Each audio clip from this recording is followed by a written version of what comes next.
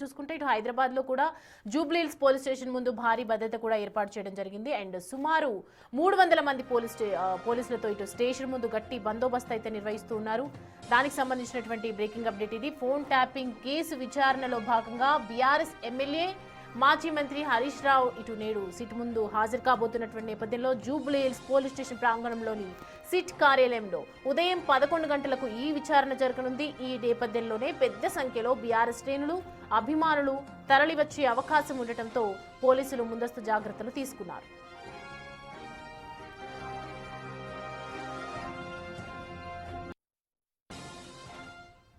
ఇదే అంశానికి సంబంధించి పూర్తి డీటెయిల్స్ అందించడానికి మా ప్రతినిధి సురేష్ జాయిన్ అవుతున్నారు లైవ్ లో అక్కడ నుంచి. సురేష్, ఏంటి పరిస్థితి, ఎలా ఉంది? జూబ్లీహిల్స్ పోలీస్ స్టేషన్ లో 300 మంది వచ్చే అవకాశాలు కనిపిస్తున్నాయని చెప్తున్నారు. ఎలా ఉంది అక్కడ పరిస్థితి ఏంటి? అంటే హరీష్ రావు ఫోన్ ట్యాపింగ్ కేసులో విచారణకు హాజరవుతున్నారు కాబట్టి జూబ్లీహిల్స్ పోలీస్ స్టేషన్ పరిసరాల్లో భారీ భద్రతను ఏర్పాటు చేశారు. ఎందుకంటే ఆయన కాన్వాయ్తో వచ్చే అవకాశం ఉంది. ఆయన అనుచరులు ఎవరు కూడా ఇటువైపు రాకుండా పోలీసులు భారీ భద్రతను ఏర్పాటు చేశారు. దాదాపు 300 నుంచి 400 మంది పోలీసులు జూబ్లీహిల్స్ పోలీస్ స్టేషన్ పరిసరాల్లో మోహరించారు. ఇక్కడ ఎవరు కూడా నిలబడకుండా బయటి వ్యక్తులందరినీ కూడా పంపించి వేస్తున్నారు. అయితే ఈ రోజు నుంచి చాలా కీలక పరిణామాలు ఫోన్ ట్యాపింగ్ కేసులో జరిగే అవకాశం ఉంటుంది. ఎందుకంటే ఫోన్ ట్యాపింగ్లో ఇప్పటి వరకు అనేక మందిని విచారించి వారి స్టేట్మెంట్ని రికార్డ్ చేసుకోవడం జరిగింది. ఇప్పుడు బీఆర్ఎస్ మాజీ ఎమ్మెల్యేలకు కూడా వాళ్ళకి నోటీసులు ఇచ్చి వాళ్ళ స్టేట్మెంట్ కూడా రికార్డ్ చేసుకున్నారు. అయితే ప్రత్యేక సిట్ ఏర్పాటు చేసిన తర్వాత మొదటిసారి హరీష్ రావుకి నోటీసులు ఇచ్చి విచారణకు పిలుస్తున్నారు. కాబట్టి ఫోన్ ట్యాపింగ్ కేసులో రాజకీయ నాయకుల ప్రమేయం పైన ఇప్పుడు ఫోకస్ పెట్టినట్టు అర్థమవుతుంది. ఎందుకంటే ఫోన్ ట్యాపింగ్ కేసులో సొంతానికి కూడా ఫోన్ ట్యాపింగ్ చేయించి వాళ్ళ ప్రత్యర్థుల కదలికలపై ఎప్పటికప్పుడు సమాచారం తెలుసుకొని వారిని అక్రమ కేసులు పెట్టి అరెస్ట్ చేశారని చెప్పేసి కూడా గతంలో ప్రతిపక్షాలు ఆరోపించాయి. కాబట్టి ఇప్పుడు హరీష్ రావుని విచారణ చేస్తే మరికొంతమంది పేర్లు బయటకు వచ్చే అవకాశం కనబడుతుంది. ముఖ్యంగా శ్రవణ్ రావుని విచారించిన సమయంలో ఆయన ఇచ్చిన స్టేట్మెంట్ ఆధారంగానే ఇప్పుడు హరీష్ రావుని విచారించబోతున్నట్టు తెలుస్తుంది. ఎందుకంటే శ్రవణ్ రావుకి హరీష్ రావుకి అత్యంత సన్నిహిత సంబంధాలు ఉన్నాయి, తరచూ మాట్లాడుకునేవారని చెప్పేసి కూడా గతంలో అనేక విషయాలు బయటకు వచ్చాయి. కాబట్టి ఇప్పుడు ఆ శ్రవణ్ రావు ఇచ్చిన స్టేట్మెంట్, ఎందుకంటే శ్రవణ్ రావు విదేశాలకు పారిపోయిన తర్వాత సుప్రీంకోర్టు అనుమతితోని ఆయన ముందస్తు బెయిల్ తీసుకొని రావడం జరిగింది. విచారణకు స్ఫూర్తిగా సహకరించాలని చెప్పేసి శ్రవణ్ రావుకి సుప్రీంకోర్టు ఆదేశాలు ఇవ్వడంతో ఇప్పటికే పలుమార్లు శ్రవణ్ రావుని విచారించారు. అయితే ఇప్పుడు శ్రవణ్ రావుతో పాటు గతంలో నిందితులు ఇచ్చిన స్టేట్మెంట్ ఆధారంగా హరీష్ రావును ప్రశ్నించేందుకు సిట్ సిద్ధమైంది. ఇప్పటికే అధికారులు కూడా ఇక్కడ చేరుకోవడం జరిగింది. కొద్దిసేపట్లోనే సిట్కు సంబంధించిన కీలక అధికారులు ఇక్కడ చేరుకొని హరీష్ రావుని ఈరోజు విచారించబోతున్నారు. అయితే హరీష్ రావు ఏం చెప్తాడు, హరీష్ రావుకి ఈ కేసులో ఏ విధంగా సంబంధం ఉంది, వాటికి సంబంధించిన వివరాలు ఆధారాలు అన్నిటిని కూడా ముందుంచి పోలీసులు ప్రశ్నించే అవకాశం కనబడుతుంది. హరీష్ రావు తర్వాత నెక్స్ట్ ఇంకా ఎవరికి నోటీసులు ఇస్తారు, ఎవరెవరిని కేసులో విచారణ చేయబోతున్నారు అనేది కూడా ఉత్కంఠగా మారింది. ఎందుకంటే గతంలో బీఆర్ఎస్ మాజీ ఎమ్మెల్యేలకు మాత్రమే నోటీసులు ఇచ్చి విచారించారు. కానీ హరీష్ రావుని మొదటిసారిగా ఎప్పటి నుండో పిలుస్తారని చెప్తున్నారు. కానీ ఈరోజు విచారణకు రావాలని చెప్పేసి నిన్న జూబ్లీహిల్స్ పోలీసులు అంటే సిట్ అధికారులు నోటీసులు ఇవ్వడం జరిగింది. ఆ నోటీసులకు అనుగుణంగానే హరీష్ రావు విచారణకు హాజరవుతున్నారు. కాబట్టి ఇక్కడ ఎలాంటి ఉద్రిక్త పరిస్థితులు నెలకొనకుండా పూర్తి స్థాయిలో బందోబస్తు ఏర్పాటు చేయడం జరిగింది. హరీష్ రావు విచారణ అయ్యే వరకు కూడా ఇటువైపు వేరే వాళ్ళని రాకుండా పోలీసులు అయితే కట్టుదిట్టమైన భద్రతని ఏర్పాటు చేశారు. ఇక హరీష్ రావు తర్వాత నెక్స్ట్ ఎవరికి నోటీసులు ఇవ్వబోతున్నారు అనేది బీఆర్ఎస్లో గుబులు మొదలైందని చెప్పొచ్చు. ఎందుకంటే ఇప్పటి వరకు విచారణలో చాలా మందిని విచారించారు, కేసులో అనేక ఆధారాలు సేకరించామని చెప్పేసి చెప్తున్నారు. కాబట్టి ఆ ఆధారాలన్నిటిని కూడా హరీష్ రావుకి ఏ విధంగా లింక్ ఉంది ఈ కేసుకు సంబంధించి అనే దానికి సంబంధించి ఇప్పుడు విచారణ చేయబోతున్నారు. అయితే జైపాల్ యాదవ్తో పాటు చిరుమూర్తి లింగయ్య కూడా విచారించిన సందర్భంలో తాము ఆ కాన్సెన్సీకి సంబంధించిన కొంతమంది నెంబర్లని ఫోన్ ట్యాపింగ్ కేసులో అరెస్ట్ అయినటువంటి నిందితులకు ఇవ్వడంతో వాటికి సంబంధించి ఎందుకు ఇచ్చారు, మీరు వారితో ఎందుకు మాట్లాడారనే దానికి సంబంధించిన స్టేట్మెంట్ కోసమే మమ్మల్ని పిలిచారని చెప్పేసి వారు విచారణ తర్వాత మాట్లాడారు. కాబట్టి ఇప్పుడు హరీష్ రావు గత ప్రభుత్వంలో చాలా కీలకమైన వ్యక్తిగా ఉన్నాడు. ఆయన ఇరిగేషన్ శాఖ మంత్రిగా పనిచేశాడు. కాళేశ్వరం ప్రాజెక్ట్ అంతా కూడా ఇరిగేషన్ శాఖ మంత్రి ఉన్న సమయంలోనే నిర్మాణం జరిగింది. ఆ తర్వాత సిద్దిపేటలో కూడా ఆయన ట్రిబుల్ షూటర్గా ఆయనకు పేరుంది. కాబట్టి ఇప్పుడు హరీష్ రావుకి ఈ ఫోన్ ట్యాపింగ్ కేసుకు సంబంధించి ఏ విధమైన ఇన్వాల్వ్మెంట్ ఉంది, ఒకవేళ ఆయన ఎవరి ఫోన్ నెంబర్లు అయినా ఈ అరెస్ట్ అయిన నిందితులకు ఇచ్చి ఆ ఫోన్ నెంబర్లను ట్యాపింగ్ చేయించాడా, ఆ డేటాను అంతా కూడా ముందుంచి విచారించబోతున్నారా, అసలు ఏం జరగబోతుందని. ఎందుకంటే సిట్టు జంబో సిట్ వేసిన తర్వాత కొంతమంది కీలకమైనటువంటి అధికారులని ఈ సిట్లో చేర్చి కేసుని వేగంగా విచారణ చేయాలి, పూర్తిగా ఛార్జ్షీట్ కూడా అడిషనల్ ఛార్జ్షీట్ దాఖలు చేయాలి, కేసుకు సంబంధించిన విచారణ కూడా పూర్తి చేసే దశలో కేసు ఉంది. కాబట్టి ఖచ్చితంగా ఈ కేసులో పూర్తి విచారణ చేసి కోర్టులో అడిషనల్ ఛార్జ్షీట్ దాఖలు చేసేందుకు కూడా సిట్ సిద్ధం అవుతుంది. కాబట్టి వీరందరి విచారణ తర్వాత కోర్టులో అడిషనల్ ఛార్జ్షీట్ వేసిన తర్వాత మరిన్ని అరెస్టులు చేయబోతున్నారా, లేదంటే కోర్టు అనుమతి తీసుకొని ఏం జరగబోతుంది అనేది కూడా ఉత్కంఠగా మారింది.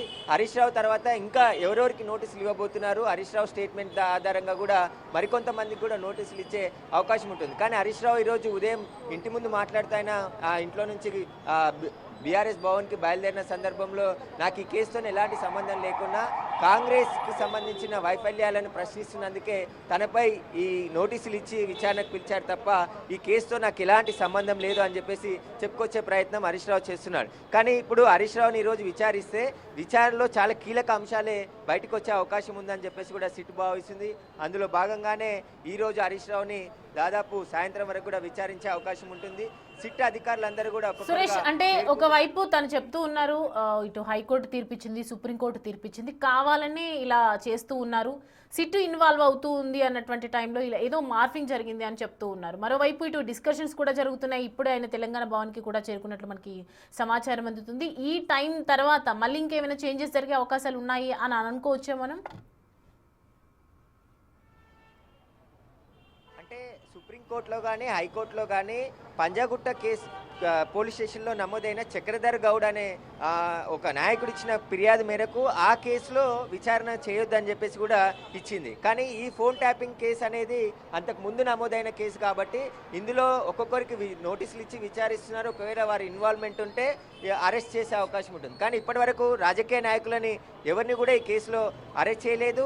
ఈ కేసులో నవీన్ రావు కూడా చాలా కీలకమైనటువంటి వ్యక్తి అని చెప్పేసి కూడా సిట్టు భావించింది. గతంలో ఆయనపై లుకౌట్ నోటీసులు కూడా జారీ చేయడం జరిగింది. ఆయన విదేశాలకు పారిపోయే అవకాశం ఉంటుందని చెప్పేసి ఆ తర్వాత ఆయనకు నోటీసులు ఇచ్చి ఆయనకు సంబంధించి స్టేట్మెంట్ కూడా రికార్డ్ చేశారు. బీఆర్ఎస్ ఎమ్మెల్సీ నవీన్ రావుకి, హరీష్ రావుకి, అదేవిధంగా శ్రవణ్ రావుకి, వీరికి ముగ్గురికి ఏవైనా ఫోన్ ట్రాన్సాక్షన్ అంటే వాట్సాప్ చాటింగ్స్ జరిగాయా, కొన్ని డేటాని రికవరీ చేసింది కాబట్టి ఆ డేటాని ముందు ఉంచి విచారించబోతున్నారనే దానికి సంబంధించి కూడా ఇంకా క్లారిటీ లేదు. కాకపోతే ఈ కేసులో కొన్ని ఆధారాలని, పెన్ డ్రైవ్ని, కొన్ని సమాచారాన్ని అంతా కూడా సేకరించి ఫోన్ ట్యాపింగ్స్ ఎవరెవరు అయ్యాయి అనే నెంబర్లు ఉన్నాయి కాబట్టి ఆ నెంబర్లు వీరికి ఎవరు ఇచ్చారు, ఎందుకు ఆ ఫోన్ ట్యాపింగ్ చేయించారనే దానికి సంబంధించే కీలక సమాచారం రాబట్టే అవకాశం కనబడుతుంది. ఈ కేసును కూడా ఒక కొలిక్కి తీసుకురావాలని చెప్పేసి కూడా ప్రభుత్వం కూడా భావిస్తుంది. ఖచ్చితంగా ఇన్ని రోజుల పాటు దాదాపు 19 నెలల నుంచి కేసును విచారిస్తున్నారు.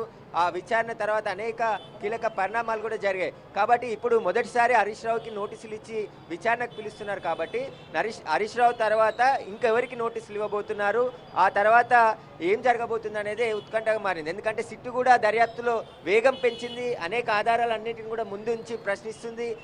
ఎవరైతే నిందితులు ఉన్నారో వారిని కూడా ముందు కూర్చోబెట్టి రాజకీయ నాయకులకు సంబంధించిన స్టేట్మెంట్లు కూడా రికార్డ్ చేస్తున్నారు. అంటే వారికి క్రాస్ ఎగ్జామినేషన్ గతంలో తిరుపతన్న, భుజంగరావు, ఈ కేసులో ఉన్నటువంటి రాధాకిషన్ రావు, మరికొంతమంది ఎవరైతే నిందితులుగా ఉన్నారో ప్రణీత్ రావు, వీరందరినీ కూడా ముందుంచి ఒక 1-to-1గా వారిని విచారిస్తున్నారు. కాబట్టి ఈరోజు హరీష్ రావు ముందుంచి ఎవరెవరిని విచారించబోతున్నారు, హరీష్ రావుకి వాళ్ళు ఇచ్చే స్టేట్మెంట్కి అంటే వాళ్ళు ఇచ్చిన స్టేట్మెంట్ ఆధారంగానే ఇప్పుడు హరీష్ రావుని పిలిచారు. కాబట్టి మీరు హరీష్ రావుకి చెప్పారు కాబట్టి హరీష్ రావు ఇప్పుడు విచారిస్తున్నాం, మీరు ఎందుకు ఇచ్చారనే అవకాశాలు కూడా ఆయనను అడిగే అవకాశం ఉంటుంది. ఒకవేళ నెంబర్స్ ఏమైనా అంటే ప్రణీత్ రావు టీంలో ఉన్నటువంటి అధికారులకి నెంబర్స్ ఏమైనా ఇచ్చారా, ప్రభాకర్ రావు కూడా తరచూ నవీన్ రావుతో కలిసి మాట్లాడుతుండేవాడని చెప్పేసి కూడా గతంలో సిట్ అధికారులు గుర్తించారు. కాబట్టి ఇప్పుడు ప్రభాకర్ రావు, ప్రణీత్ రావు, భుజంగరావు, తిరుపతన్న, శ్రవణ్ రావు వీరందరూ ఇచ్చినటువంటి స్టేట్మెంట్ ఆధారంగా హరీష్ రావుని విచారించబోతున్నారు. హరీష్ రావు ఈరోజు సిట్టు విచారణకు సహకరిస్తారా, నాకేం తెలియదు అనేది చెప్తాడనే దానికి సంబంధించి కూడా పోలీసులు ముందుకు వెళ్ళే అవకాశం ఉంటుంది.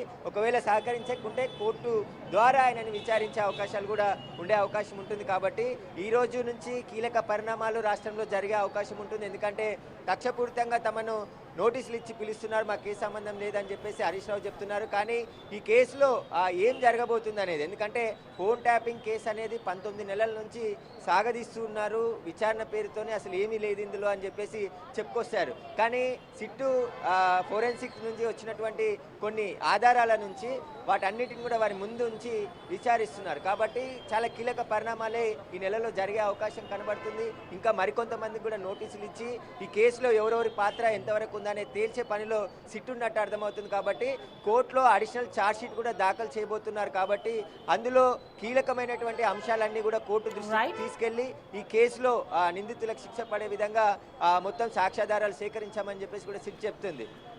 Right Suresh, thanks for the updates. And మొత్తానికి ఒకవైపు సిట్ దూకుడు పెంచిందని చెప్పాలి. ఫోరెన్సిక్ ఆధారాలు తీసుకొని వాళ్ళ విచారణ కూడా హాజరు అయ్యే అవకాశాలు కనిపిస్తున్నాయి. ఇప్పుడు ప్రస్తుతం అయితే తెలంగాణ భవన్లో హరీష్ రావు చేరుకోవటం, అక్కడ మీటింగ్స్ అన్ని జరిగిన తర్వాత మరి కాసేపట్లో ఇటు పోలీస్ స్టేషన్కి విచారణకు హాజరు కాబోతున్నారు. దాని తర్వాత ఎలాంటి పరిణామాలు ఉంటాయి, ఈ కేసుకు సంబంధించి గత 9 నెలలుగా ఇలాగా ల్యాక్ చేస్తూనే ఉన్నారు అని చెప్పి ఒకవైపు ఆరోపణలు వస్తున్నటువంటి నేపథ్యంలో అసలు ఏం జరగబోతుంది అనేది మధ్యాహ్నం సరికి మనకు తెలిసే అవకాశాలు అయితే కనిపిస్తూ ఉన్నాయి.